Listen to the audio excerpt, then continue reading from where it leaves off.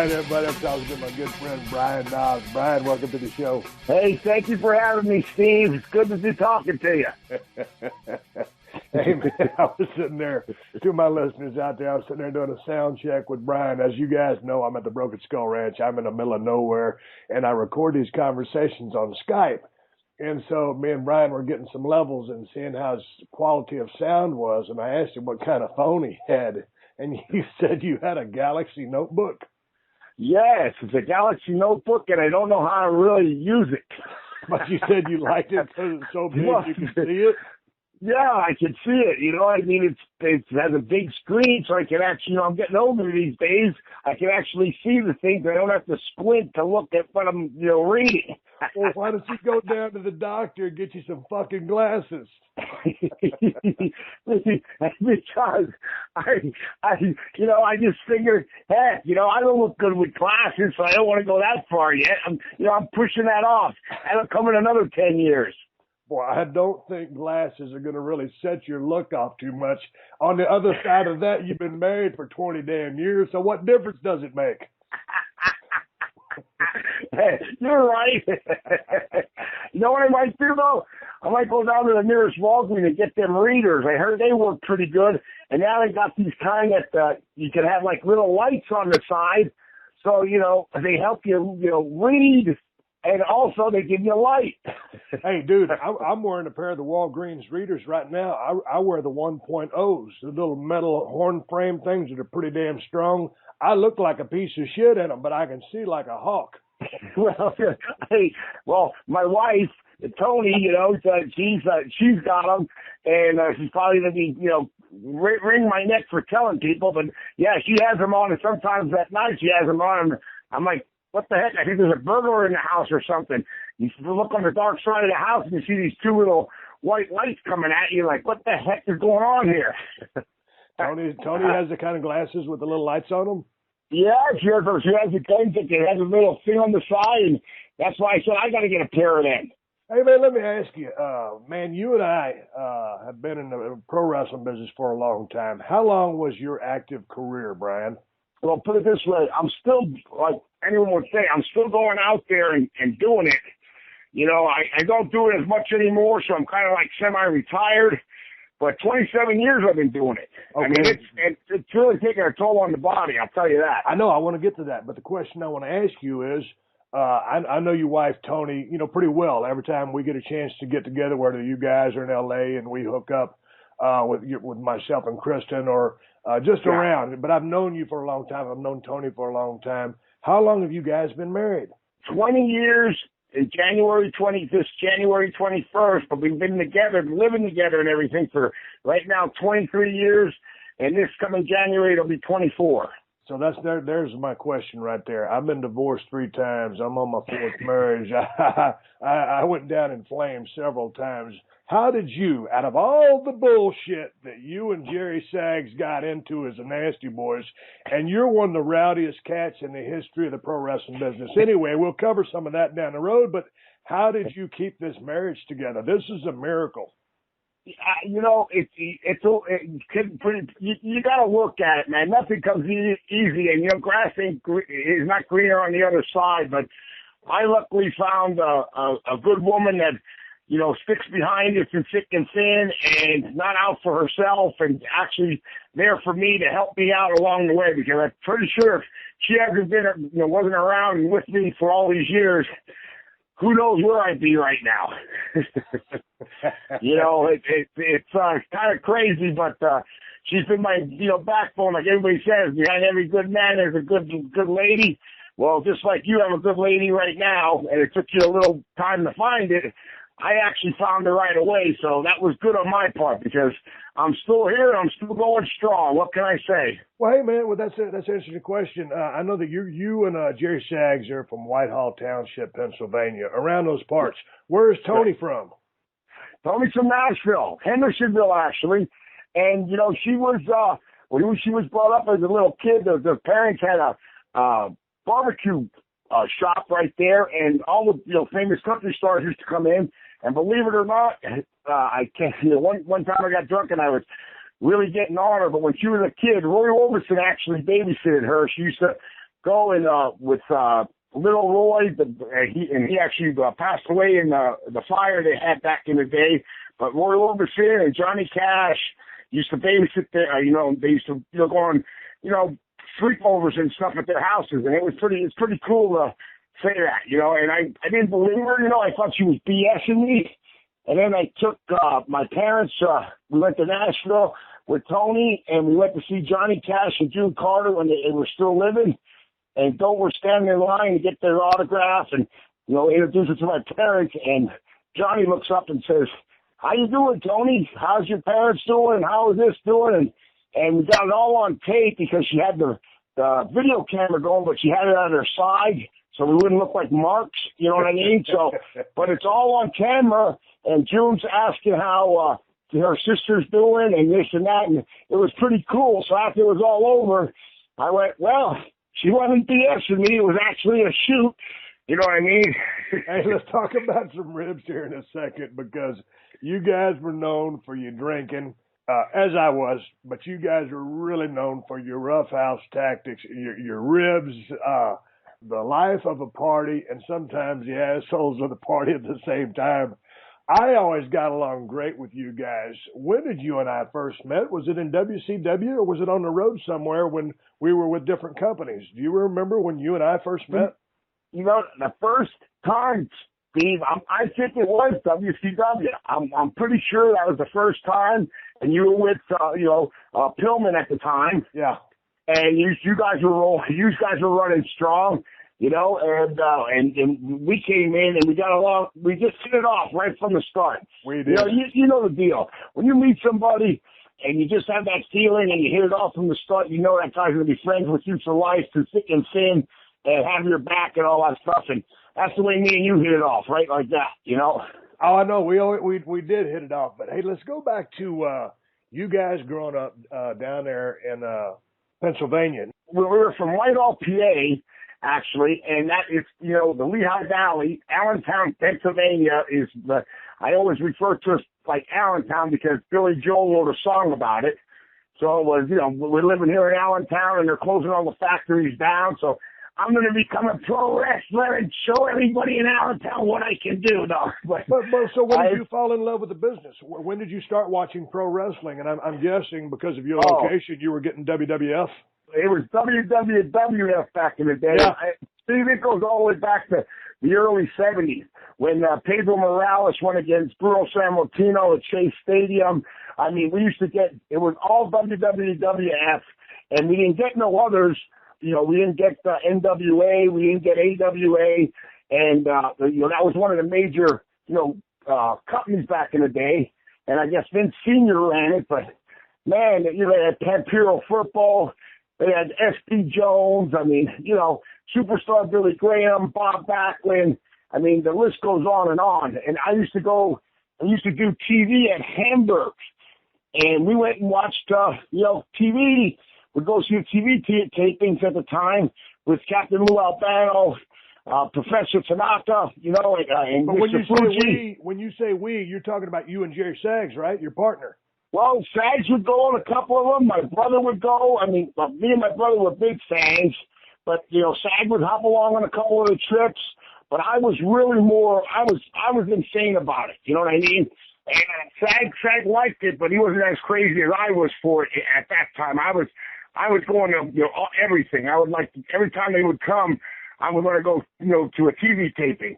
And then I guess something happened in Philly, and when they were taping in Philly, I guess the building burned or whatever. Then they moved it to Allentown. Then they were doing the tapings in Allentown, and that's when Zbyszko hit Sammartino over the head, and Sammartino was laying in his pool of blood there, and that happened right there. And then so did the Jimmy Snuka, Roddy Piper, coconut thing happen there too. That was in Allentown. That was one of the best angles of all time.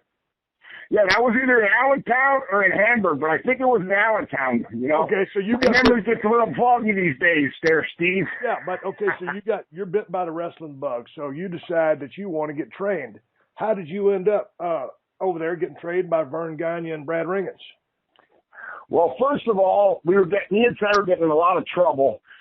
He got thrown out of college, and I kind of got, a very polite way asked to leave. I was in the Army, and we both ended up back in, Whitehall, PA, and we were getting in fights every weekend, and our good friend was Matt Millen, and at the time, Penn State, and then he went played for, a great NFL career, but he was playing for the Oakland Raiders at the time. But he was good friends with me and Sag. He was a couple of years older, and he sat us down and he said, "Hey man, you guys are going to wind up in jail. You guys need to do something with yourselves." Like, gave us a little pep talk there, and then he said, "Hey, why don't you try it now? You always loved that wrestling. Sags, you always loved that wrestling. Why don't you, try pro wrestling?" And we both looked at each other like, "Hey, that's not a bad idea." So then we went, and you know how it is. I know now, and you know now, but we were marks at the time. We were bugging George the Animal Steel. They used to stay right there at the George Washington Motor Lodge, right down, from our houses, about maybe 10 minutes away. So we would bug them after the match. We'd drive around, and we'd look and see, where are they? Oh, there's George the Animal. And we were trying to talk to them. And, you know how it is when they're finished wrestling, they want to have a couple beers and just chill. They want to be left alone. They don't want to be hounded by a bunch of marks. Yeah, exactly. We were stalking them like a bunch of marks. And then finally, George Steele called me up and said, we finally got touch base, and I told him we wanted to be wrestlers. Well, he got so pissed off at us, he had Bob Orton Jr., Jimmy Snuka, and I forget which other wrestler there at the Quality Inn. They were staying at the Quality and called us up to come down, and they were going to stretch us. They were going to, really beat the hell out of us there, right there at the hotel. And thank God, I was working and Sag was working. And I said, "I'm sorry, Mr. Steele, but, we are not going to be able to make it." So he said, "Well, if you're really serious about doing this pro wrestling, there's only one school to go to. That's Vern Gagne's school up in Minnesota. They'll teach you right," which he was saying in his mind, "You're going to go, I'm sending you up to get tortured," because that's what kind of school it was. You're getting up and we started with 22 damn students, and me and Sag were the only ones to survive. And the only reason that was is because we lived on the bottom of Brad Reagan. Brad Reagan's trained, the Olympic champion. He was our coach, and we lived in his house, so we were on the bottom of his house. So our car broke down, so there was no way. We were kind of stuck. It's like we couldn't get out of there. It was like, you're here, and you're getting tortured. I'm telling you. I mean, because he had Olympic champions come in there like Jeff Blatnick. God bless his soul. He's not here no more. But he came in and stretched, and we got stretched by everybody. You know what I mean? But the craziest part about it was, hey, let's face it, he's an Olympic champion. When we came to the camp, there was no wrestling ring. It was Olympic mats. I'm going, we were on them Olympic mats for 3 months, Steve, and we got tortured. I mean, we got tortured. And Brad was actually, we were real wrestling, and we were getting hammered, and we were going every day, almost, I think it was 4 or 5 hours a day. I mean, it was like an Olympic training camp because that's what Brad was used to. Yeah. And then when you couldn't even lift your arm, then Vern Gagne would come from the office, all dressed up in his tie and take his tie off and get down there on the mat with us and put us in these shooter holes till we screamed. And by the time Brad worked us over, our grandmothers could have beat us. I mean, let's face it. But that was the way they did things back then. I guess it was almost like they tortured you to try to get you out of there. They didn't want you passing the school. I've got to ask you this: with all the amateur greats working out with Brad Ringen, getting stretched by Olympic level athletes, and then here comes Vern with his background, with all this scientific amateur training. I don't remember you guys employing any of those tactics as your tag team, the Nasty Boys. You guys, don't get me wrong, you get your high spots in, but you guys were were brawlers, lots of punching and kicking. What happened to the scientific amateur stuff? Because we went back to our old ways of barroom fighting. There you go. That's what got us into the business anyway. We were getting in trouble back in PA, and Matt Millen said, "You guys are going to wind up in jail. Why don't you try to pro wrestling?" So when we finally learned the business and take bumps and hit the ropes, we went back to what we knew best. You know, punching and kicking and barroom fighting. Well, so then where was your first run? Was it AWA? AWA was our first, territory, but back in the day how things went. We went through, went through the school. It lasted about 4 months, almost 4.5, 5 months. We were the last guys to survive, and then after that, we got hired by Vern, but it was hired by Vern to drive the ring truck and referee. We did that for 6 to 8 months, and then one day, Ringo was just too early, so Kurt Hennig and I forget it, Jimmy Snuka and Colonel the Beers and all the main eventers would always come in late, because they were used to coming in late. And Kurt told the story. God bless his soul. He's not here no more either. He was our mentor, but he's driving up and he goes, "Hey, that looks like the ring truck." And all of a sudden he looked over at us and he goes, "What the hell? It's the ring truck." And we weren't even at the show yet. And the main eventers were coming in late, so the ring wasn't even put up. So that happened. And then the next thing that happened is there was a mix-up, but we got blamed for it. The ring never showed up to the town. So after that, that's when they finally threw us in the ring.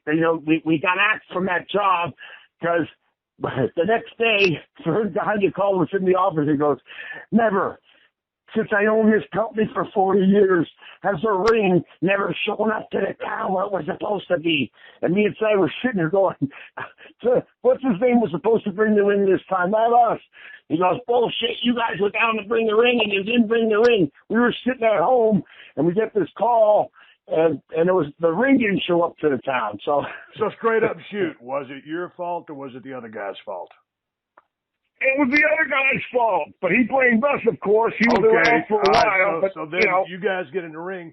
Do y'all automatically come up with, okay, we're going to call ourselves the Nasty Boys? Was that the first name? How did y'all get to that? No. Our first name, believe it or not, we had this thing because I was in the Army, we were going to call ourselves the Mercenaries, right? It kind of got a good ring to it. Sounds better than Ringmaster. Well, yeah. But so we had this baby, okay, the Mercenaries, we're going to go with that. And then we went out with Vern Gagne's daughter, Donna, and she went out with us one night, and we were out to 2, 3 in the morning. And the next day when we came in the office, she called us in, and she goes, "I want to talk to you guys about something." And she goes, "The way you acted last night, you acted like a bunch of rowdy, nasty boys." She goes, you guys should think about maybe calling yourself the Nasty Boys." And me and Sag looked at each other and went, "Hey, that is a good name." And that's how we got our name, from her going out with us one night, and me and Sag back in the day, as crazy as we were, doing our thing. And then the next day she said, "I don't know why you want to call yourselves the Mercenaries. You guys should call yourself the Nasty Boys." And me and Sag went, "Hey, that's a good name." So we went with it. So you're there in AWA, and then so how long does that last? Because then I probably met you guys down in WCW in, 91, 92?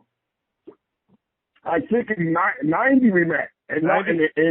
90. I think we met in 90, and we were we started the school in 85, started AWA in 86, then we got fired. I didn't tell that story. We got fired because we almost burned down a motel in North Dakota, but then again, I just got to say, God bless his soul, Kurt Hennig was like the big guy and stir everything up, and then we always got blamed for everything. And the Rockers were there too, Shawn Michaels and Marty Jannetty. Hey, well, you guys were having great matches with the Rockers back then, right? Because they were awesome. Those guys were on fire, and so you guys had to have having. Well, back in the day, me, Sag, and Shawn all lived together, And in this one room that Brad had downstairs in his house, and they had 3 beds. There was one twin bed and one big king-size bed. And believe it or not, nothing went on funky, but me and Sean slept in the same bed because everything was broke at the time. And we were all in the one room together for about 6 months. It was me, Sag, and Shawn Michaels all living together. Well, how did you guys get along back in the day? Because, Sean kind of went through his phase where, he went through his issues, and he was a kind of a different cat there for quite some time. But how was he back in the day as a rookie, paying his dues and learning the chops? Oh, bro, he was great. We were best of friends. I don't talk to him too much no more. I'd like to get in touch with him, but we just haven't touched base. Things go after time goes by. But we were the best of friends, and I still consider him a real good friend of mine. Just haven't talked to him in years. But he had a thing. I was trying to always be that smart alecky kind of cocky kind of guy. Well, he was that. So there was a little thing that went on that some of the old timers didn't like that. Wahoo McDaniels, there was Ray Crippler Stevens was there, and a lot of the old timers, like were saying, who do these young guys think they are? And because we were pulling ribs and doing all this crazy stuff, and there's a couple times where we had his back, but there's a couple times when some of the vets wanted to rip his head off, because he was right from the start. He always had that talent, though he could work, and so could Marty. And I don't know if they were jealous or whatever, but they thought we weren't showing the respect, but we were. And a couple times there it got kind of crazy where we almost went toe to toe with like the old vets against the young guns. Well, what kind of ribs were you guys pulling at an early age? And to my listeners all across the world, I know a large part of my wrestling audience will know what the ribs are.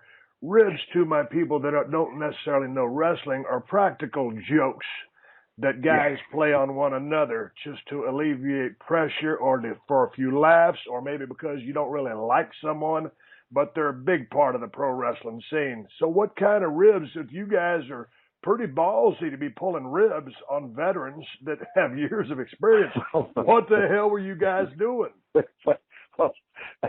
Kurt, the thing with the he was up there at the Western Hole, it was called, up in Grand Forks, North Dakota, and Wahoo and Kurt kind of had a little thing going on, and at the time Wahoo was the booker, and him and Ray Stevens were staying in a room together, so he had us bang on their door real loud. This was an outside hotel. You could just drive up to the room. Yeah, like a so we banged on the door. Boom, boom, boom, boom, boom, boom, boom. And when they opened it, we were sitting in the back of Kurt's truck with Sag had one and I had one with one of these 50 Roman candles each, so 100 shots each. And when they opened the door, bing, bang, boom, boom, they were getting blasted by these fireballs. These, red, yellow, blue were coming shooting in. And then the next day, Kurt Henning's tires were slashed. I guess, Wahoo went and flattened 3 of his tires with his knife. And then the one star that Wahoo brought in, his name was Mitch Snow, and he was the pretty boy. Well, he drank too much and fell asleep, and then he woke up with no eyebrows. No, that was one of the. It's funny. It's funny how anytime you guys are around somebody and someone goes to sleep or passes out, more correctly, y'all had a nasty tendency to shave off said eyebrows. What was it with the eyebrows that you guys love so much? Dude, I don't know. That was something that Kurt Hennig, I don't know who actually invented that damn rib, but, I lost my eyebrows a couple of times. And you know what? It wouldn't cut both of them off. You would only shave one of them off.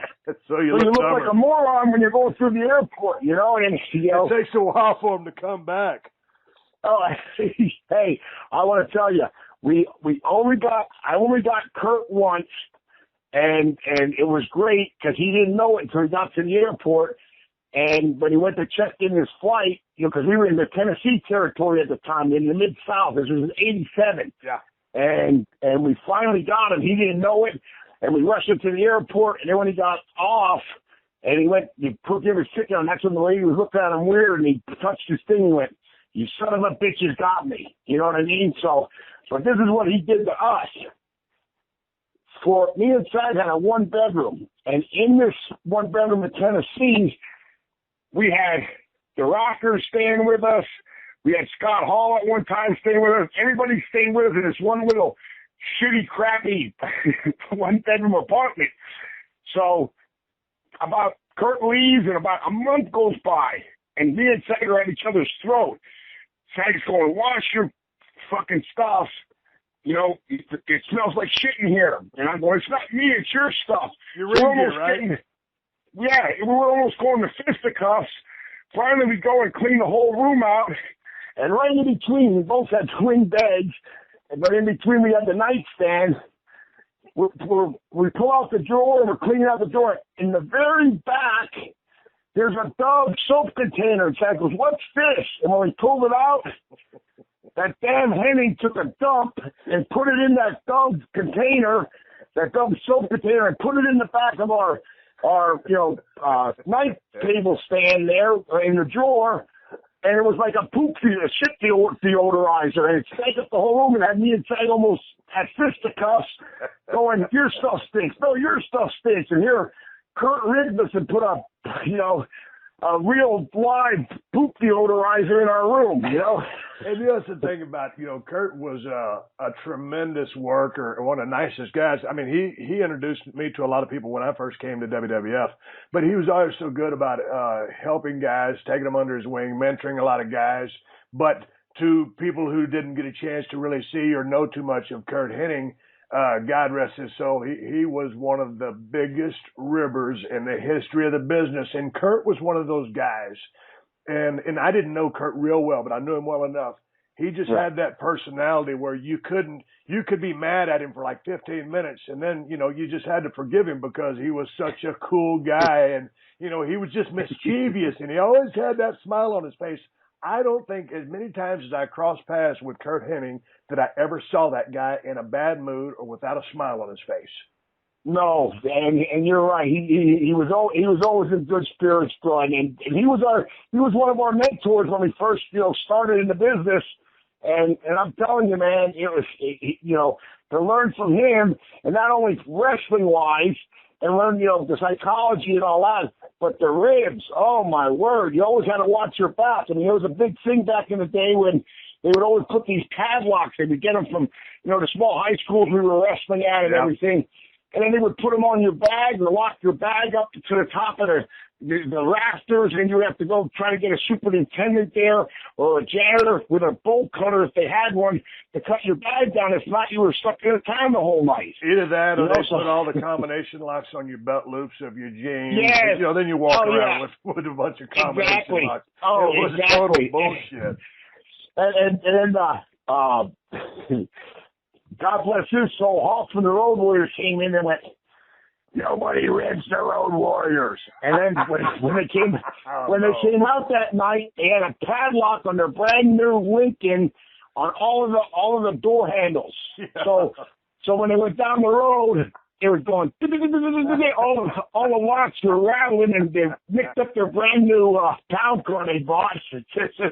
And that was definitely a Kurt Hennig one, And another one was, if anybody remembers Nails, well, Nails just bought this brand new truck, and somebody ripped off the hood on him, and it was a Dodge Ram. He used to have them big Rams. I got one of those. Yeah.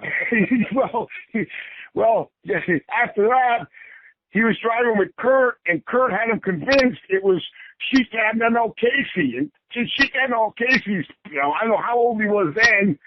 And the next day we're at the TV up there in Minnesota, and Sheik Admiral Casey comes in, and he has his coffee, and he's laughing, going, "Hey, Kevin, Nails, Kevin Kelly thought it was him that did it because the Kurt stirred it up."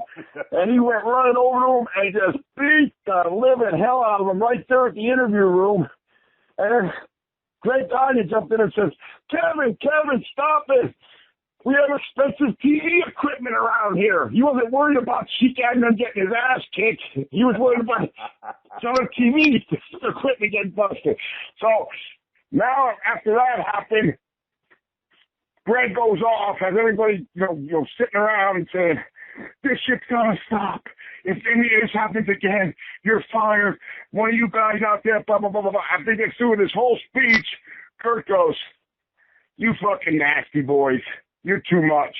Like we did it. And then all of a sudden, oh my God. And he threw all the blame on us. And Tanya actually believed him, but it wasn't us. It was that damn Henning doing all of it, Hey man, as you were, coming into the World Wrestling Federation now, who were some of your favorite tag teams to work with? Who did you guys have great chemistry with? When you guys are working a program that you really enjoyed lacing up the boots and working with. Well, I got to say the Hart Foundation was great. Oh, those guys are badass. The Rockers, we already wrestled them, in Mid-South and in AWA. So they were always, pleasure. They were great to work with because we knew them.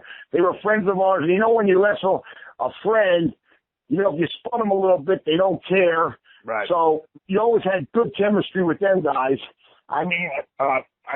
Let's face it, we the British Bulldogs. Oh, unbelievable. We wrestled them over in Japan.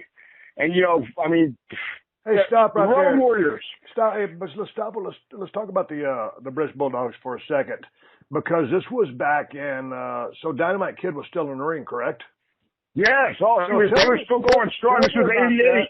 Tell me about that, because man, that's one guy that I've always wanted to meet during my career, and I never did. But I thought so much of his work. When I saw him starting out in Calgary, the stuff that at a young age that he was doing with Bret the Hitman Hart, and then of course when him and Davey Boy hooked up, I just thought they were one of the most awesome tag teams ever. How was that guy in the ring? Because he was a notorious ribber himself, and also a tough guy. An unbelievable talent, Steve. You wouldn't, and you learned so much from him. That, because he was over, when we first met him, me and Sagler in 1988 went over for the, Giant Baba, his tag tournament. And they were one of the tag teams on the tournament, but, we were there with, Abdullah Butcher, Tiger Jet Singh, Stan Hansen and Tenru, Terry Gordy, and, what's his name? He was one of the long runners, Irwin, the tag teams they had on there, and me and Sag, and we were just young at the time. We were getting rid by Dynamite every day. We would sit, on the bus in front of him, and he would use me and Sag's head as ashtray. After we were smoking, we put the ashes on our head. Then when we get off, we go, what the hell's this on top of our head here? Is, using us as ashtrays. But, dude, you learned so much back in the day from them guys. It was unbelievable. And then Davey Boy, wrestling in that match, where, we wrestled him twice or three times over there. He put you in that, suplex, but he holds you up in the air so long. Dude, he had me up there for over a minute or so. I was ready to pass out. I'm like, when the hell is he going to drop me? I couldn't breathe anymore. And finally, he went down with me, and I was like, oh, thank God. Because when he had me up like that, and I'm a big guy myself, I cut off my circulation. I couldn't breathe. Hey, how snug was Dynamite in the ring? Because you guys were known for being snug, and it looked good on TV, but it probably felt a little bit brutal. But so how was Dynamite as far as being on the receiving end of y'all's offense? Yeah, you knew. He laid it in. He definitely laid it in, but it was nothing that you got injured on. It was something like, hey, this is pro wrestling, kid. So just take it. You know what I mean? So. And that's what we did. It was solid. He worked solid, but he never hurt us, Almost like the Steiners. When we first got into WCW, nobody wanted to wrestle the Steiners. Like, they were hurting people and throwing them around. They threw them to us, and they said, hey, you guys are going to wrestle the Steiners. We said, great. We loved the way Robbie and Scotty wrestled, because it was kind of our style, too. And we had the greatest matches with them guys, because we didn't care. And you know what? Me or Sag can knock on wood, we never got hurt once wrestling guys. And they would throw us every which way but loose. And you know what? Even if you didn't want to go, you were going, because they were actual wrestlers from Michigan, so they knew what the hell they were doing. So there was every suplex in the world, me and Sad were getting tossed around like a bunch of beanbags. You also think about, when I go back to think about Rick Steiner, because I remember the first coming across Rick Steiner watching Mid-South and Power Pro. And back then, I mean, he was super jacked. He was he had that lower center of gravity, his shoulders as wide as a barn door, great genetics, shoot wrestler. And that dude was just tough. And then, on the other end of that, then you got Scott, the gigantic jacks. And with all of the maneuverability, the athleticism that guy had with the Frankensteiner, those guys were just unbelievable athletes. And I was always, I always got along great with the Steiners too. And I wrestled both of them on some singles occasions and had really great matches with them. But they were fun to work with, but they were some physical specimens. They wanted to toss you around. You was going to start flying. Well, Steve, if they wanted to do anything, they were doing it.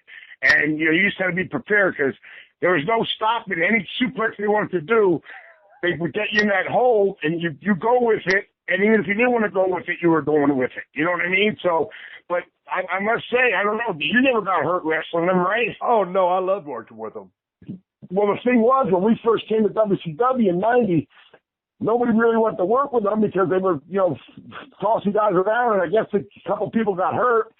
And they threw us in there, and we had to go. That was the match that got us to the WWF, that match, the Halloween Havoc match.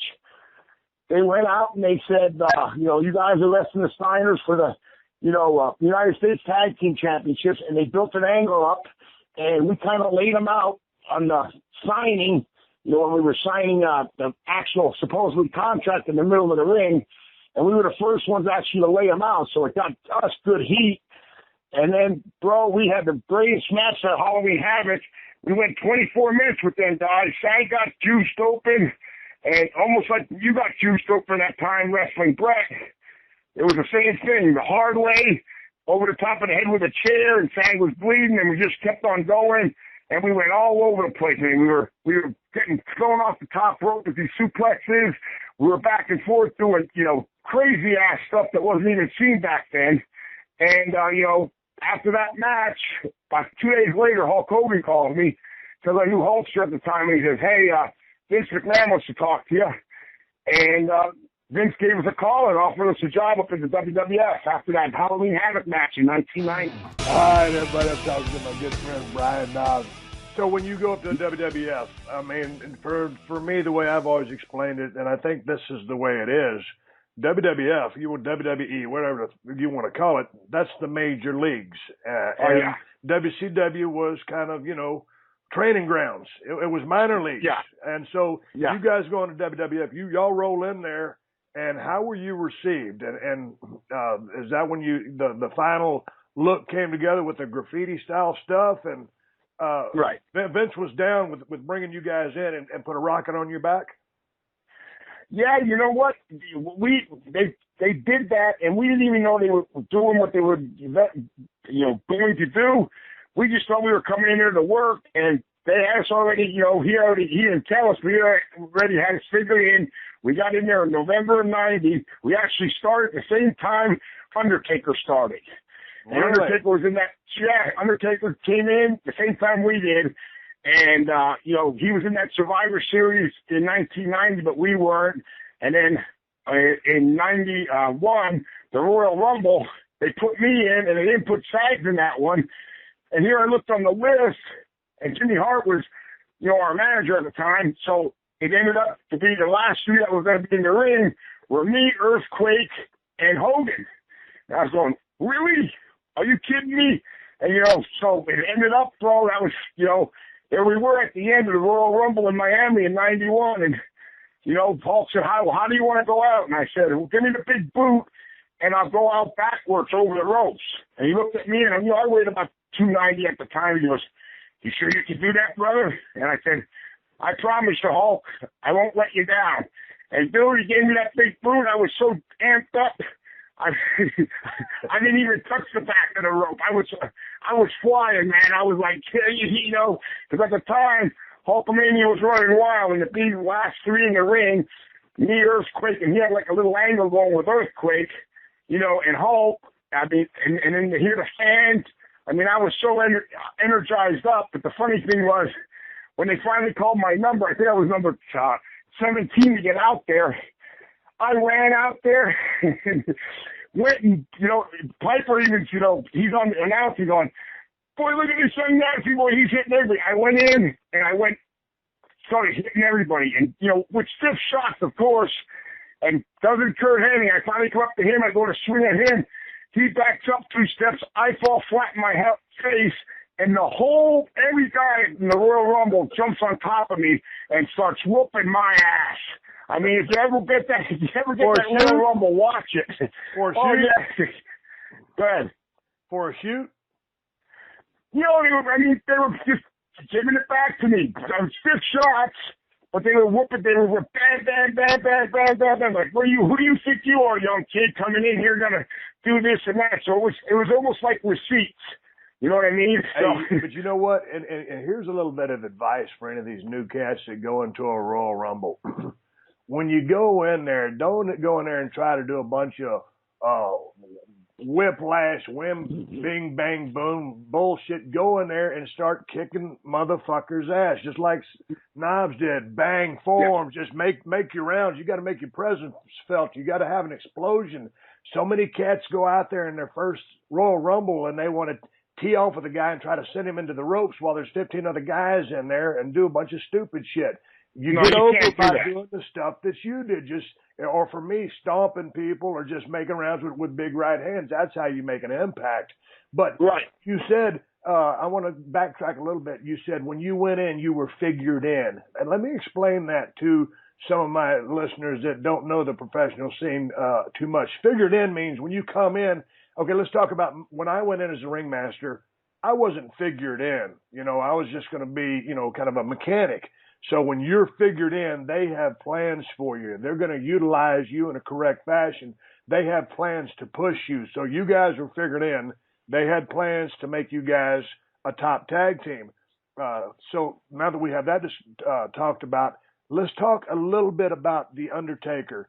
When he was making his debut on the same timeline as you guys, I remember, Mark, back in the days in USWA, wrestling in the Sportatorium in Dallas, Texas, when he was the Punisher, and I had a match with him, and he tried to take care of me, and I stunk the joint out.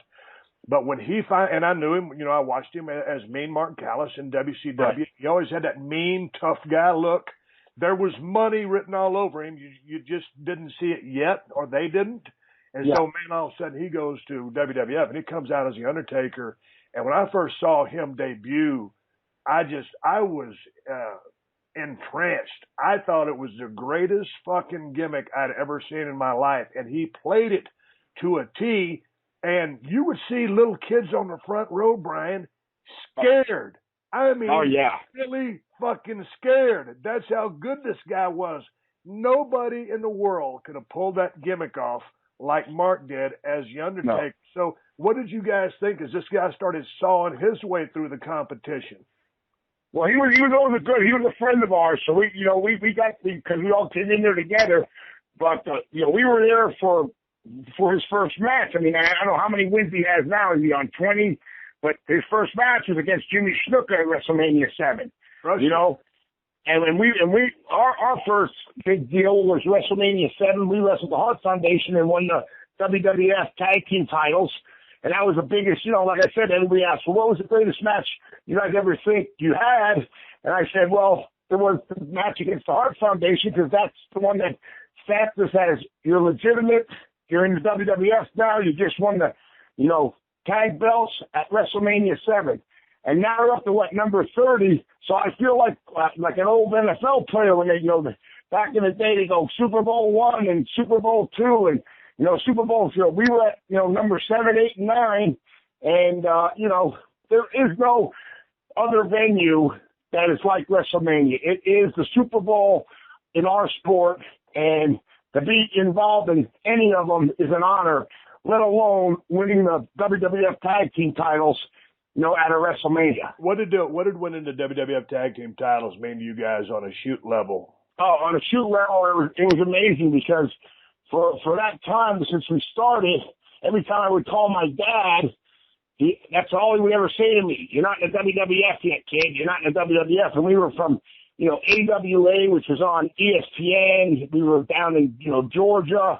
Then we were in WCW. And he would always mention we're not in the, WWF yet. So, when we finally got there, and then they gave us that push, and we didn't even know we were getting the push. And I'll tell you, it pissed a lot of people off because there were a lot of different tag teams at the time. Not the Rockers, of course, because they were friends of ours, but there was Power and Glory, Roman and Hercules and the Road Warriors. They have been there already a year and still didn't see the belts. And you know how, that had to be because, Joe and Mike were the Road Warriors, and let's face it, I know they wanted the strap, so here we come in, and boom, we come in November, and in March, or the end of March, we're the tag team champs. And then we went into the gym after we won the belts. Everybody's working out with the belts on, eating ice cream cones. And that had to get some heat because some of the older guys thought, why are they giving the belts to them two effing idiots? You know what I mean? So it was what it was, but it definitely was the greatest time ever, one of the monuments that I'll never, in my career and in my life, it was one of the best times ever. I mean, it was out in L.A. yet. Colin McLaughlin, the Home Alone kid, was there. Henry Winkler. I mean, all the stars. And it was supposed to be at the L.A. Coliseum, but then because the war broke out, they switched it from the Coliseum to the sports arena, And it was still amazing. It was the most, amazing deal that happened in my wrestling career was, WrestleMania 7. That was the bomb, man. Hey, man, what was it like? You said it a while ago, Hulkamania was running wild. Shoot, I was down in WCW or wherever I was at. What was it like being in the middle of Hulkamania there with the Hulkster himself? Dude, it was unbelievable. And I would watch his matches, and what really amazed me, and it still did because it happened when he wrestled The Rock, but this would happen all the time. Was after his match was over, he'd spend that 10 or 15 minutes posing down, and nobody would leave the building. Usually after the last match is over nowadays, everybody's bolting for the doors. But in his deal, when he was main event, the people were so enthused, and, the Hulkamaniacs were going crazy that after he would win the match, they would stay around to have him do that, he's posing down and with the ear thing and pointing this way, that way. And he'd be out there for 10 or 15 more minutes. And the people never left. And it was unbelievable. And I would watch that night after night going, damn. That's what you call over. You know what I mean? So, yeah, it was really amazing to see at the time. It really was. You guys were selling out everywhere you were going, right? Selling out everywhere we were going. And that's where they were running 2 times a night. Yep. The A-Town and the B-Town. And the B-Town, I think, was, if I'm not mistaken, was Warrior against Taker. And they were doing okay, but you always wanted to be on Hulk's show because, it was going to be sold out and you knew you were going to pull in a lot more bread. So you were always hoping to be on the A show, not the B show. The B-Towns are usually a little bit smaller venues. That card wasn't as stacked as the main event card. So, right. The money was always be on the A card. Let's talk a little bit about tag team wrestling. I love tag team wrestling, but I figure a tag team has to be together for several years to gel and to have the chemistry and the psychology and for one guy to go out there and be able to read the other guy's mind and see the direction a match is going. And you just mentioned some great tag teams a while ago. And, back in the day, I used to enjoy, of course, the Killer Bees, along with all the other guys that you've mentioned. And, of course, Road Warriors and, down south, Midnight Express, Rock and Roll Express. But Rockers, but right. Jack and Jerry Briscoe to go way back. But Arn Anderson, Tully Blanchard, Arn and Ole, I like both combinations. So my point is, man, tag team wrestling is so fun to watch, and it's just an art form. If you have a good tag match on the card and you've got 2 over tag teams, it's hard to steal the show from those guys if they're on and they want to work, just because of the dynamics of the things you can do with the referee. Do you still watch wrestling today? I still watch it, and sometimes, I watch it periodically, you know what I mean? But don't you miss the tag I know teams? Somebody on it. Don't you miss it's a lost art. There's no really, it seems like they don't really care about tag team wrestling. They just put this guy with this guy, and they'll be a team. They make a dumb name up for them, and it's usually a piss poor name. They just have two guys, and they'll work together as a tag match as a tag team for a couple of weeks, couple of months, and then split them up, go their separate ways. But I miss the days back when, like the Hart Foundation, back when those guys were a tag team, man. I dug it. You guys, y'all were a tag team, and they'd split you guys up every now and then and work a single. But I like you guys as a tag team, right? And right. And you know what? Very, very, very rarely though did they split us up too much. I mean, we would get split up when we were ready to go to a big like SummerSlam or something, and then they would put us with one of the like I would wrestle Hawk or Sang would wrestle Bret Hart, or you know what I mean? Right. And it would build to the match that was going to be the tag team match. Storyline, yeah. Right, exactly. But it's a dying art right now, and like you said, all of that together made the phenomenal of the show. I mean, all of the different characters together, and nowadays you see a lot of just everybody's dressed the same. I mean, they're getting into more of the costumes and stuff again, but mostly everybody has the short shorts, a great body, and a lot of tattoos. Hey, yeah, I could go crazy on that. Sometimes it frustrates me. Let's talk about one of the maneuvers, if you want to call it a maneuver, you guys used in the ring. It was the infamous pit stop. And to my fans that listen to the show, the pit stop is when one of the Nasty Boys would raise their arm up, exposing their armpit, while the other Nasty Boy would seize the victim by the back of the neck and rub his face into the other Nasty Boy's armpit. So that would not be a great environment to be in, because you know how it is. Brian, you get on the road and you start traveling, and you guys were really on the road for some serious days there, and your ring gear starts smelling like shit, and you try to wash it every couple of days in the sink and just let it dry. But, and you always try to stay clean, but certainly you guys had to rib some people with that and not wear deodorant or do stuff like that. And was there ever, first of all, did you ever do that on purpose? Yeah, we definitely did, especially for people that we didn't really, if we didn't, the person that we were wrestling was kind of a doofus or an idiot, we definitely would make sure we were stinking pretty good when we did that maneuver, And believe it or not, a guy who helped us out with that maneuver, back, if you call it a maneuver, but was Adrian Adonis back in '88. Yeah, when he was in AWA, when we went back to AWA, he was one of the guys going, "You guys call yourself a nasty boy, you don't do nothing. What stuff really nasty are you doing?" And he kind of mentioned about doing it, and we inside perfected it, but he was one of the guys that told us about doing it. Man, and he was a legend. I mean, please. Hey, man, let's talk about Adrian Adonis for a second. I love that guy. From his early days, I liked him. He got a little heavy towards the end, but I love that guy's ring work. I love the psychology. And when it came time for him to get the heat, he just switched gears. And he was mean and nasty, and he had that mean streak. And he could be a real piece of shit. Of course, that matchup, and was it one of the WrestleManias against him and Piper, which was so classic. But he was just a great. I loved his work. And he had this great psychology, and it was just like the old school, like Piper. Was, another good friend of ours. He just they were good friends. So whenever any good friends get in the ring together, you're going to have a good match, especially when both of them knew their characters and how they were. So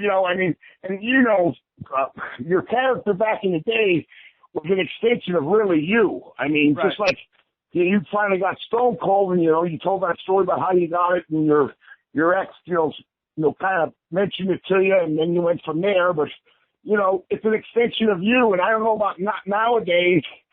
And I'm not cutting it down because I love pro wrestling, but when you have writers writing and giving you that character, it's harder, because back in the day, every character that was out there was an extension of that guy, like Jake the Snake or Rick Martel, the model, or you know what I mean? You could go down the list, and every guy that was, whatever their name was an extension of that person, even the Undertaker, you know, I mean, let's face it, Mark was had a little dark side to him there, so, you know, it worked. And it's all that feeling out process, and so that if some young cat in the business is listening to Brian and and myself talk right now, man, you can start off as something, but you can go through a period of trial and error and experimentation. Don't be afraid to try different things. Don't be afraid to trust your gut instincts or to question management, because, you know, it's your career and you can't just say, you know, agree to everything all at the same time. I know the political landscape is very tough these days because it's kind of a monopoly, but, you know, within, you know, good conversation and open, honest conversation with management, express your ideas and yourself so that you can find who and what you are. Because certainly it was a long journey for myself and a little bit of a feeling out process for y'all. And y'all went out with Donna, and she made the suggestion, and then talking to Adrian, and all the pieces came together. Y'all Nasty Boys, Brian Knobs and Jerry Sags, had a tremendous run together and a lot of fun. But there's also a lot of bumps and bruises along the way. What were some of the injuries you suffered, Brian, in the squared circle? Well, I tore my shoulder out from max pain, not knowing how to throw me the right way for a suplex, and people thought I broke my back. And I mean, that's still, I think it's a Super Brawl, whatever, 95. That was a bad one. And then, you know, I have a knee replacement on my right side. Left side, knee went on my right side now. But, you know, knee injuries, and then a couple neck injuries that I didn't hurt it too bad, but I got, you know, thrown the wrong way. You know, it's so weird because when you're young, you just keep on going. Back in the day, we didn't have the trainers back there. You know, there was no trainers in the back of the locker room helping you out like today. No. And if you didn't wrestle, you didn't get paid. So you wrestled so many times. I could say we wrestled probably with concussions. You wrestled hurt because if you didn't wrestle, you didn't get paid. And you had to feed your family, so you just went out there. And there were a lot of locker room doctors back in the day. And you just taped up your shit and went back out there, you know? I think I've told the story one time before. My neck was bothering me. It was when I was WCW and Harley Race, you know, 8-time world champion. You know Harley. Yeah. I'm your kid. That's a tough SOB right there. Yeah, Harley laid me on a table and wrapped a towel around my neck and jerked as hard as he could, and I thought he was going to yank my head off my shoulders. And then he put me in a full Nelson, and he jerked up real hard, and I swear to God, lightning bolts shot out of my fingertips, and I thought he was going to paralyze me. And you know, Harley, well, how's that? Is that better? And, you know, I'm about to shit in my pants. I think I'm paralyzed. I said, look, Harley, yes, sir. It's a lot better. He goes, you want me to do it one more time? Oh, no, Harley. And I ran the fuck away from Harley Race, who I absolutely love. But, you know, because the boys are out there on the road through the grind, and people want to say, hey, you know, wrestling's fake. Hey, okay, it's predetermined. We know that. It's a work. But, man, when you get out there, and you're picking up 300-pound guys, 6'3", 6'10" guys, and, you know, sometimes you don't always drop them flat, or you don't get dropped flat, and you start getting this whiplash thing, which happens, and all these injuries come into play, and it's just a process of the boys trying to take care of the boys. It's that inner circle, and like you said, guys will try to turn into self-made chiropractors, read books, give adjustments, and it's really that's just the way it was, and now the evolution is, and thank God that this new generation of pro wrestlers in WWE have access to all these doctors, this great medical care, because, you know, a lot of guys back in the day could have lasted longer than they did, but that's what we did back in the day. We worked on each other. 300 days a year you're going, and like you said, everybody had their own remedies. You know, the Samoans had their lomi, you know, and every once in a while, you know, Schnucker or Haku would take me and it was almost like a deep tissue massage. It would hurt like hell, but you know, you try everything because we didn't have no trainers in the back. It was them were the guys helping you. You had your locker room doctors, and you also had your locker room lawyers trying to tell you, you know, how to do this and that. No, it was such the Stone Ages back then. And, you know, back then when you got your ass smoked and you really were hurt, I mean, you almost felt guilty talking to whoever was running the show, or much less the promoter, and say, man, I don't know, my shoulder's really fucked up. And of course they look at you like, oh, this motherfucker's working me. He wants days off. And you're really hurt, but you almost had a guilt complex trying to get a little time off. And by the same token, you don't want to come off the road because you're not going to get paid. But when you really are hurt, it was hard to ask for time off. Well, I blew my knee out right before SummerSlam, before he was supposed to drop the belts to the LOD. And Vince and then said, go get it done. So what I did was I went and got it scoped just to clean it up, and so I could make that match. But the thing was, like I said, back in the day, you just went. Right after, WrestleMania, we were over on a London tour, and we went and went over for, I think it was a 10-day run right after WrestleMania. I mean, not WrestleMania, SummerSlam. So we lost the belts to the Warriors, and then we're wrestling them over there. And, I flew all the way over there and everything. It's just 10 days after I just had surgery on my knee. And all of a sudden, my leg blew up like a balloon, and they took me in to the emergency room in Birmingham, England, and it looked like, my calf was 8 sizes too big. My whole leg blew up like a balloon below the knee. And they wouldn't let none of the guys come see me. And over there, it's different than over here. They have just volunteers helping out over there. And so I had one person pushing my cart where I had only one arm, or like he was missing an arm, and it was, the medical facility was the shits. And I'm like, oh my God, what did I do to deserve this? And then they come over and tell Sag's trying to see me. They wouldn't let none of the guys come see me.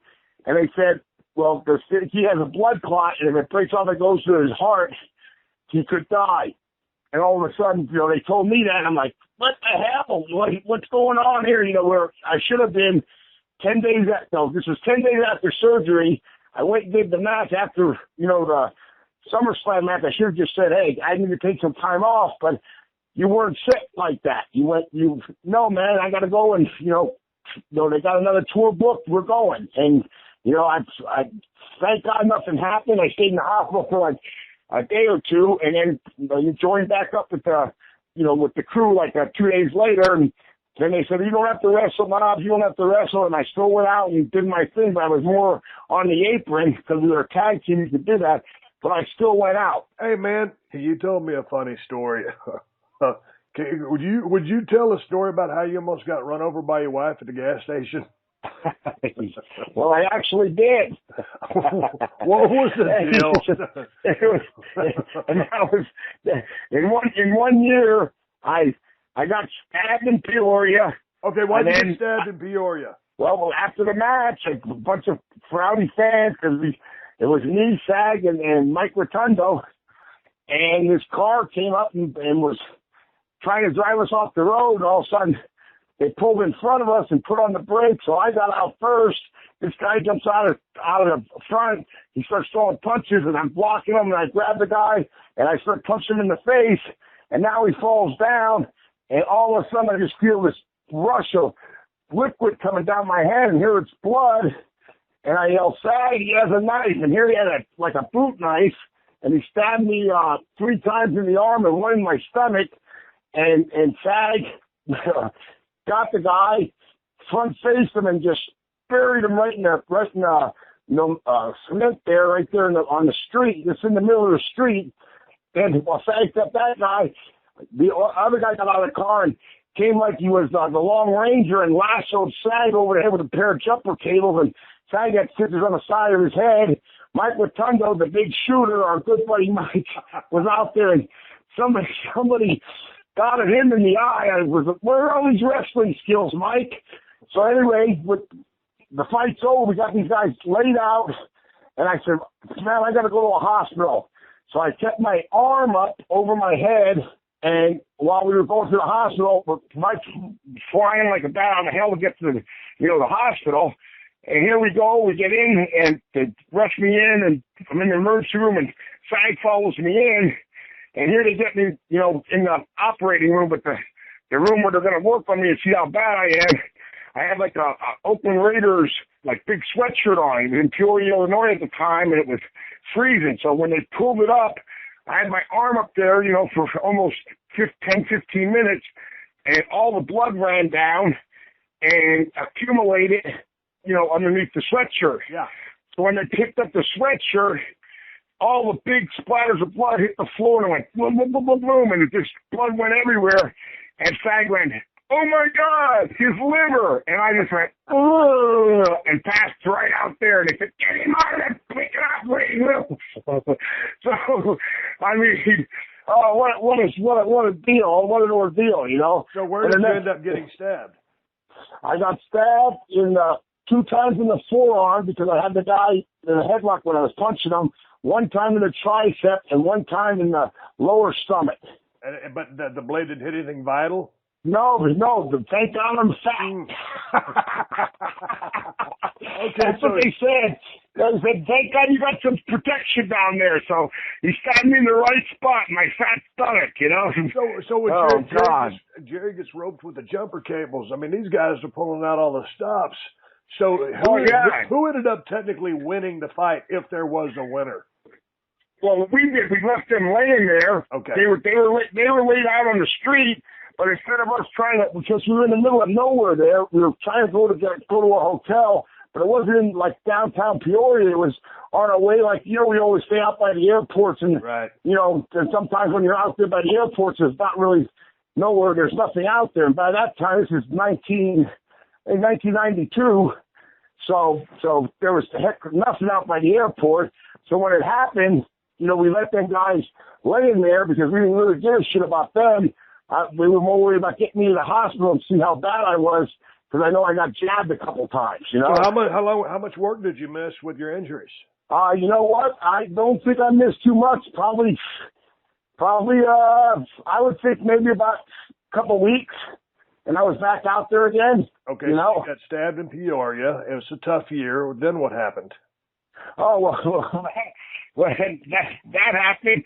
And then, you know, right before Survivor Series, we were going to go against Ultimate Warrior and Macho Man. I guess they would have put us there, go through that. And I'm at a gas station. I got out, I pulled up too far, and I got out and left the door open.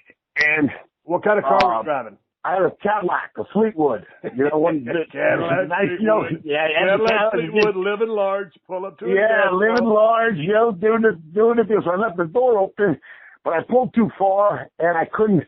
Hose wouldn't reach. The hose wouldn't reach the gas tank. So I told Tony, my wife, I said, "Hey, hon, can you pull it back a little bit?" So she got to the middle of the seat and didn't go all the way to the driver's seat. She just screwed it over, and she put it, you know, forward first. She put on the brake, and when she put it in reverse, the car was idling a little bit back, so it started coming back right away. She hit the brake with her left foot, and it slipped off and hit the gas, and I got hit with the door, and the car went all the way back, and it hit me right in the, thank God it hit me on the above, but the point of the door hit me in the right shoulder and in the bottom of my leg, the 2 points. Yep.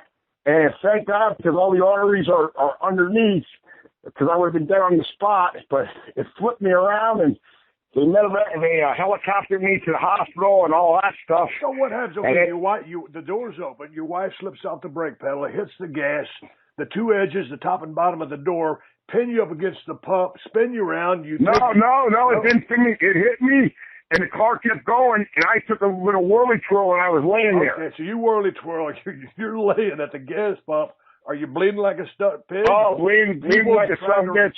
One guy, actually, I ran into him later. He was like a paramedic that was just happened to be there, and they called the ambulance. They got the helicopter, took me to the hospital, and then Sag had to call Vince, and he said, "Hey, Vince, I'm sorry to tell you, but Niles got ran over yesterday or last night by his wife," and he goes, "What else can happen to that poor bastard?" Because all this stuff happened in 1 year span. So how are you feeling these days getting out of bed? Easy to get out of bed sometimes, harder a little bit other times? Hell no. These younger kids never saw the movie, but North Dallas 40 with Nick Nolte, And he was a football player there, and, it's a movie about, he was a football player and how he was. Well, that's how I feel getting out of bed in the morning. You get out of bed and you get up in like shifts. You got to, stretch this way, stretch that way. Hear this crap, hear that crap, so. But did you see the writing on the wall midway through your career, or did you ever see, a guy that had been out of the ring for 10 or 15 years and see how they were walking or asked how they felt? Did you know what you were heading to? Not really. I must say I really didn't. I mean, I kind of knew it was going to be like that later on. But, back in the day, you really didn't think about that. You just went on and, I wouldn't even change anything today. I mean, hell, it is what it is, and it's called pro wrestling for a reason. That's why, we get so mad when people say it's fake, because, hey, it may be predetermined, like you said. There's a lot of blood, but sweat, let me show you on a, everybody thinks the ring is so soft, too. I mean, hey, it hurts. It's pro wrestling. You know what I mean? So I could tell anybody, I say, get on the road. Well, not with me now, but back in the day, get on the road with us and just go for 30 days straight and see what you think after that. Because but then you string, some 300-day years out of that and do that for 10, 15, 20 years, or in some cases 40, as some of our coworkers have made it. And it adds up. It's like interest. It compounds daily. And I feel pretty decent myself. Recently, Brian, we lost one of our brothers. Mad Dog Vachon passed away at 84 years of age. I know. Did you ever cross paths with Mad Dog? I have. I've met him. I met him like once or twice because he was an AWA guy for a while, and him and Vern, and he came through every now and again, and not to wrestle, just to say hello, or if we were in Canada at the time. But I did meet him. I think 2 or 3 times, and what a nice guy he was, man. It was really sad to hear that he passed away. You know what I mean? Here's the thing, Brian and I. Every time another one of the boys passes away, Brian and I have a tradition of he'll either call me or I'll call him, and we'll shoot the breeze about one of our buddies and tell a couple of good stories and have a few laughs over the tragedy. As right. This was Mad Dog was 84. He didn't OD. He didn't do anything stupid. He lived a long life, and he had a tremendous career. Was very influential to a lot of guys. And the few times that I got a chance to talk to the guy, he was just an absolute sweetheart. And so anyway, he's gone. But so you're doing well now. You beat to shreds. Are you still? You were training people for a while. Are you still training people? Are you out on the independent circuit? How can people reach you for bookings or appearances? Well, you could go to my Facebook, Brian Knobs. I'm not sure if it's any slash in there or not, but go up to my Facebook, Brian Knobs. And right now, I'm not doing the school no more. I did a Canada State for 4 years. And the guy who wasn't tough enough, Andy Levine, was my student. I got a couple of guys that are working now with TNA. And, Jesse Sorensen was one, but he just got his neck hurt, so he's out. Garrett Bischoff, Eric's kid. Eric wanted to put him through a good school, so he put him through my school, and the kid's doing pretty good. He busted his butt. And some guys got to WWE like that Andy Levine did, he won the Tough Enough contest, and that made me happy because he was with me for about 4 months. But it's hard training guys now to say where you're going to go. There's nowhere for anybody to wrestle. It's not like it used to be. Let me take you back to your AWA days when you were getting your start, because when I first got on the road in the USWA in Nashville, I was living in a shitbox motel. The people let me pay the rent whenever I had the money. They knew I was good for it. I was an honest cat. They were super nice people. I was making $15 or $20 per night, and most of the trips were anywhere between 200 and 420 miles round trip.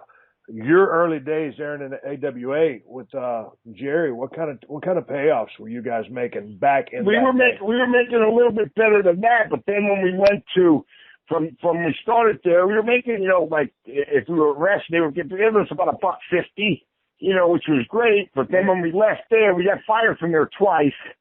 And then the one time we went down to Tennessee, and then that was Evansville was always $25. Louisville could be, 50 or 40, and then the second time we got fired, we came down here to Florida to Steve Kern and Mike Graham. God bless Mike, so he's not here no more either, but, my wife, she came to one of our matches, and then at the end of the night, I went, we were the Florida Tag Team Champions. I went, here you go, hon. She says, what's that? I said, that's my payoff. It was in an envelope. It was $30. And then we proceeded to go after the matches to McDenton's, and I blew about 85 on drinks. So, go figure. But yeah, definitely, the bigger places like AWA, paid you some money, but when you went to the little territories, it definitely was $20, 15, 30, you know what I mean? And I don't know if you ever wrestled for Mid-South, but, Evansville, Indiana was every Wednesday. And we got paid. Payday. Yeah, it was a payday, but it was, I think it was the highest we ever got paid there was $50, but it was usually a $25 or $30 night, Hey man, it's been good talking, and you were telling some rib stories just a while ago. Do you have another rib story or just travel story or anything to end up this conversation? Another reality show might be, it's right up here in Alley, actually. It's called Redneck Rivals. You can go to redneckrivalstv.com, and I'm going to be involved with that, but it's two families like the Hatfield and McCoys. And my good buddy Fred Young, you met him. He came over to your house that time. We barbecued. Yep. I don't know if you remember that. First we met at Barney's Beanery with my wife, and he came out with me, and we had a couple beers there. And then we went over to your house one night when we were in L.A., and you barbecued, and man, the food was good, but the drinks were better. I had a hangover that night, but I'm doing something there, so hopefully people can see my big, fat, ugly face this coming year. Probably one of the networks, one of these local stations. It looks like it's going to get picked up, but I'm not going to say where yet because I don't want to jinx it. But I'm going to be involved in that. I'm going to be doing a bunch of stuff, and it's really a good concept. And it's these two families that really don't like each other, and it's they're two crazy families, and it's like the reunion of the Hatfield and McCoys again. It really is. So if anybody wants to check it out, like I said, it's called redneckrivalstv.com, and Fred, called me up and asked me if I wanted to participate, and then he's been a friend of mine for a while, so I'm doing everything, bro, to stay, me and you, we're always doing something, so that's my one big project this coming year, so hopefully that'll get picked up and you'll be seeing me on the air again. Well, that'll be a damn good thing. Hey, so you can check Brian Knobs out on Facebook. It's Facebook/Brian Knobs, whatever the hell it is. Just Google Brian Knobs on Facebook. You'll find his ads for bookings, appearances, or whatnot. Brian, I'm always fun to talk to you. We stay in contact on the phone all the time anyway. Glad to hear your voice. Thank you for stopping by the Steve Austin Show. I appreciate you. Hey, it's a pleasure. It's a really pleasure of you having me on, bro. You're a great friend of mine for years. You're one of my true friends. And like in this business, you got a couple of them that you can really trust, and you're one of them. And you want to hear a good rib. An early one, we got blamed for it. And I don't know, I was taught way back in the day, never admit a rib, but Raven, at the time he was going to Scotty the Body, we were in Florida Championship Wrestling, and, he had his way doing his thing, and somebody took a leak in one of his shoes, and then there's a big pile of poop in the other one, you know what I mean? So it was, and I'm not saying it was us, but we got blamed. Well, such is life on the road. And the entertainment or the things that these guys will go through to entertain ourselves on the road for a prank, whether it's a loving gesture or a fuck you gesture, nonetheless, it is a rib. Hey, so let's wrap this thing up. Brian Knobs on Facebook. I'm Steve Austin BSR on Twitter. And I'm going to come back after I take a pause for the calls, have a word from our sponsors, and wrap up my conversation and send you guys down the road. It's Thanksgiving time, Brian. Tell these motherfuckers happy Thanksgiving before you haul ass. Yeah, happy Thanksgiving to all of you. Stay nasty, brothers. Have some good turkey and some stuffing like I'm going to do, and feed your face. and then have a beer on me, baby. Take care, Brian.